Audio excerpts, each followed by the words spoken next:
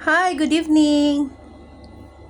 Nasobrahan ko atang kumain ng aking paksiw na salmon, guys. So, syempre, kailangan natin kumain yan ng something dessert. Kunti lang siya, okay? Ito yung ginawa ni ate na dessert.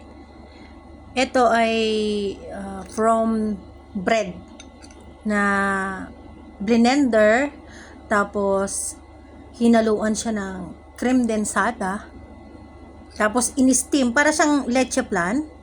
Tapos nag-ano sa atin ng sugar. Parang leche plan nga, guys. Tikman natin, ha.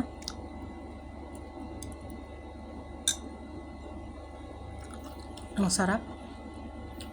Hindi mo aakalain na made of ano siya, bread. Alam nyo yun. Parang totoong made of, yung ingredients is galing sa itlog. Parang ganon. Pero syempre, hindi mawawala itong kape. This is our coffee. So, samahan niyo ako para matunaw yung mga kinain ko.